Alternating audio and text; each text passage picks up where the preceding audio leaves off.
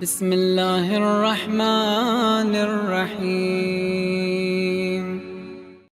ایک ہی جگہ پہ 5 مولانا 4 مولانا بیٹھتے ہیں، کوئی حافظ ہے، کوئی حافظ حدیث ہے، کوئی حافظ قرآن ہے، لیکن کسی ایک نتیجے پہ نہیں پہنچتے، ایک دوسرے کو بدعتی اور مشرک کہہ رہا ہوتا ہے، کوئی کسی کو مومن ماننے کے لیے تیار نہیں، یہاں تک کہ مسلم پر کفر کے فتوے لگاتا ہے۔ ہم مسلمانوں کو کفار نے اتنا نہیں مارا جتنا مسلمان نے مسلمان کے گلے کاٹے۔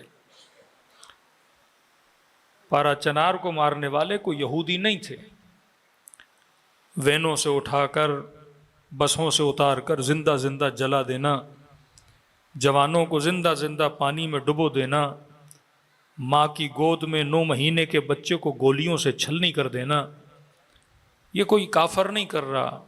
یہ کام وہ کرتا ہے جو صبح سے شام تک اللہ اکبر کا نعرہ لگاتا ہے، یہ کام وہ کرتا ہے جو سب سے پہلے مسجد میں پہنچا ہوتا ہے، یہ کام وہ کرتا ہے جو کہتا ہے میرے چہرے پہ رسول کی سنت سجی ہوئی ہے، یہ کام وہ کرتا ہے جو لا الہ الا اللہ کا نعرہ لگاتا ہے۔ تو اسلام کو کافروں نے اتنا نقصان نہیں دیا جتنا مسلمانوں نے نقصان دیا۔ سیدہ کے گھر کو کسی کافر نے نہیں جلایا تھا، مسلمانوں نے جلایا تھا۔ مولا حسین کا گلا کسی کافر نے نہیں کاٹا تھا۔ ایک دن پہلے غسل شہادت کرنے کے بعد کہ ہم حسین کو قتل کر دیں گے اور لیاذ باللہ جنت میں چلے جائیں گے، یہ فکر کی کڑیاں جب آپ جوڑیں گے تو آپ تاریخ تک جا کر پہنچیں گے۔ وہ کون تھے جنہوں نے حسن کے جنازوں پہ تیر چلائے؟ وہ کون تھے جنہوں نے سیدانیوں کی چادروں کو چھینا؟ وہ کون تھے جنہوں نے خیموں کو آگ لگائی؟ وہ کون تھے جنہوں نے علی ابن ابی طالب کے ہاتھوں میں رسیاں باندھیں؟ وہ کون تھے جنہوں نے نبی کی بیٹی کو غلاف شمشیر سے مارا؟ کہ میرے معصوم فرماتے ہیں ایک نے نہیں مارا، بار بار مارا، کبھی قنفذ نے مارا، کبھی دوسرے نے مارا، کبھی گلی میں روک کے مارا، جب علی کو لے جا رہے تھے اور سیدہ روک رہی تھیں تب مارا۔ تو یہ امت کو سوچنا چاہیے کہ اسلام کو کافروں سے خطرہ نہیں، اسلام کو مسلمانوں سے خطرہ ہے۔ کون سا مسلم جو بدعت کا فتویٰ دے، کون سا مسلم جو کافر کا فتویٰ دے، یہ کون سا عقیدہ ہے جو مسلمان کو مسلمان سے لڑاتا ہے؟ یہ کون سا عقیدہ ہے جو رسالت کی بھی توہین کرتا ہے، اصحاب کی بھی توہین کرتا ہے، اولاد رسول کی بھی توہین کرتا ہے، ازواج رسول کی بھی توہین کرتا ہے؟ کبھی کسی شیعہ نے اصحاب کی قبروں کو نہیں ڈھایا، کبھی کسی شیعہ نے رسول کی توہین نہیں کی۔ یہ کون سی فکر تھی کہ سب سے پہلے بقیع ایک ایسی جگہ جس کے لیے رسول فرمائیں کہ بعض روایات میں ہے 6000 کے قریب اصحاب رسول کی قبور اور مومنین و شہداء کی قبور وہاں پہ موجود ہیں۔ یہ کون تھا جس نے اصحاب احد کی توہین کی؟ یہ کون تھا جس نے جب جناب حضرت حمزہ کی توہین کی؟ وہ کون تھا جس نے قبر فرزند رسول کو ڈھایا؟ وہ کون تھا جس نے ازواج رسول کی قبور کو ڈھایا؟ وہ کون تھا جس نے عثمان ابن مظعون کی توہین کی، جس کے لیے رسول یہ فرمائے کہ اگر میرے رشتہ داروں میں سے کوئی دنیا سے چلا جائے اس کی قبر وہاں بنانا جہاں عثمان ابن مظعون کی قبر ہے؟ یہ کون تھا جس نے فرزندان رسول کی قبور کو ڈھایا؟ جنہوں نے کفر کے فتوے، جنہوں نے شرک کے فتوے۔ یہ تاریخ اسلام اور مسلمانوں سے سلمان رشدی جیسے جب لوگ نکلے ہیں، انہوں نے کن کی کتابوں کو پڑھ کے رسول کی توہین کی؟ انہوں نے کون سی روایتیں پڑھ کے رسالت کی توہین کی، انبیاء کی توہین کی؟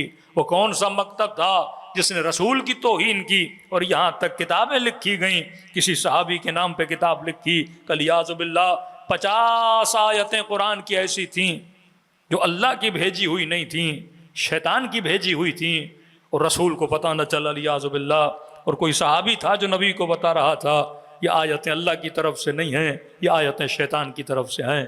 کون ہے جس نے رسول کی عصمت پہ حرف اٹھایا؟ کون ہے جس نے ازواج کی توہین کی؟ کون ہے جس نے آل رسول کی توہین کی؟ یہ ایک ہی عقیدہ ہے، یہ ایک ہی ناسور تھا اسلام میں جس نے مسلمان کو مسلمان سے لڑایا، جس نے گلے کٹوائے۔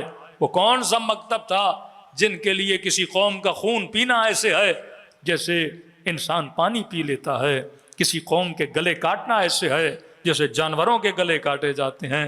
وہ کون سا مکتب ہے جس نے موصل میں 400 جوانوں کو ایک دن میں موت کے گھاٹ اتار دیا؟ یہ کون سی فکر ہے جو بسوں سے اتار کر شناختی کارڈوں کو چیک کر کر کے لوگوں کے گلے کاٹے جاتے ہیں؟ یہ فکر اسلام نہیں ہے، یہ فکر بنو امیہ ہے، یہ فکر یزیدی ہے، جس کا مقابلہ امام حسین کرنے کے لیے نکلے تھے، جس کا مقابلہ امیر المؤمنین کبھی نہروان میں، کبھی مارقین، کبھی قاصدین کے مقابلے میں جا رہے ہیں، کیونکہ اگر یہ ناسور اسلام میں رہا تو اسلام کا چہرہ بگڑ جائے گا۔ آج کون ہے جس نے اسلام کو عزت دی؟ آج کون ہے جس نے اسلام کا وقار بلند کیا؟ وہ یا حسین ہیں یا حسین کے چاہنے والے ہیں۔ کونوا لظالم خصما وللمظلوم عونا، کہ جہاں جہاں ظالم نظر آ جائے یہ مت دیکھنا اپنا ہے یا غیر ہے، اس کے مقابلے میں کھڑے ہو جانا۔ اور اگر مظلوم تجھے صدا دے مدد کے لیے تو یہ نہ دیکھنا شیعہ ہے، یہ نہ دیکھنا مسلمان ہے۔ اگر وہ انسان ہے اور مظلوم ہے تو مدد کے لیے ایسے جانا جیسے حسین ابن علی کربلا کے لیے روانہ ہوئے تھے۔ اگر اس کے لیے بچوں کی قربانی دینی پڑے تو دے دینا، اگر اس کے لیے جان کی قربانی دینی پڑے تو دے دینا۔ ارے مدینے میں امام کی نماز بھی بچی ہوئی تھی، سیدہ زینب کی چادر بھی بچی ہوئی تھی، سکینہ کا بچپنا بھی بچا ہوا تھا، لیکن مولا کس لیے نکلے؟ راہ حق کے لیے نکلے۔ تو جب تک امت اس ناسور کو اپنے اندر سے نہیں نکالتی، جو ناسور رسول کا بنا ہوا نہیں، اسلام کی صورت نہیں، بلکہ کفار نے مسلمانوں کے اندر بنایا ہے۔ آج صرف توہین شیعوں کی نہیں کی جاتی، یہاں سے جب شیعہ سنی دونوں جاتے ہیں رسول خدا کی قبر کی زیارت کو لیے تو دھکے شیعوں کو بھی لگتے ہیں، دھکے اہل سنت کو بھی لگتے ہیں۔ میں نے اپنی آنکھوں سے دیکھا، شیعہ بھی رو رہے تھے، رسول کے عاشق اہل سنت بھی رو رہے تھے کہ رسول کی زری کو دیکھنے تک کی اجازت نہیں، کوئی 5 منٹ کھڑے ہو جائے تو دھکے دیے جاتے ہیں۔ قبور کی زیارت کی جائے ایک فاتحہ پڑھنے کے لیے کہ نبی کی بیٹی کی قبر پہ انسان 4 جملے دعا کے پڑھ لے، جو شفاعت کے منکر ہیں، جو قبروں پہ جانے کے منکر ہیں، جو بدعت کے فتوے دیتے ہیں، تھوڑی دیر کے لیے کیمرہ نکال دو تو انسان کے ہاتھوں پہ چھڑیاں ماری جاتی ہیں۔ یہ عقیدہ اسلام کا عقیدہ نہیں تھا، یہ وہ عقیدہ تھا جس نے مسلمان کو مسلمان سے لڑایا، جس نے اسلام اور مسلمانوں کو پوری دنیا میں بدنام کر دیا۔ آج اللہ اکبر کا نعرہ آئے تو کافر ڈرتا ہے کہ کہیں یہ قتل نہ کر دے۔ آج مسلمانوں سے نفرت کی جا رہی ہے، کون سا اسلام ہے جو باعث نفرت بن رہا ہے اور کون سا اسلام ہے جو باعث محبت بن رہا ہے؟ ایک وہ اسلام جو بنو امیہ کا اسلام ہے جس نے امت میں تفریق کو پیدا کیا، نفرتوں کے درختوں کو پیدا کیا۔ ایک وہ اسلام ہے جو حسین ابن علی کا اسلام ہے۔ آج سب سے بڑی تنظیم اگر کسی نے اتحاد کی بنائی وہ شیعوں نے بنائی ہے۔ کون ہے جو اپنے سفروں پہ سب کو بلاتا ہے؟ کون ہے جو اپنی مجلسوں میں سب کو دعوت دیتا ہے؟ کون ہے جو بلا تفریق کہتا ہے آ جاؤ؟ ہم نے کبھی بینر نہیں لگایا کہ یہاں صرف شیعہ آ سکتے ہیں، ہم نے کہا شیعہ بھی آ سکتا ہے، اہل سنت بھی آ سکتا ہے۔ اگر کسی ہندو کے دل میں بھی عشق حسین ابن علی ہے وہ اس مجلس میں آ سکتا ہے، کیونکہ یہاں پہ پیغام محبت دیا جاتا ہے۔ یہ وہ دین ہے جو امام حسین نے بتلایا کہ لشکر میں چل رہے ہیں، یہ نہیں کہا کہ صرف اپنے آئیں گے۔ اگر وہ مسیحی تھا لیکن حق طلب تھا، حق شناس تھا، تو آیا حسین کے لشکر میں۔ آج دنیا اسے سلام کر رہی ہے، آج دنیا دیکھ رہی ہے۔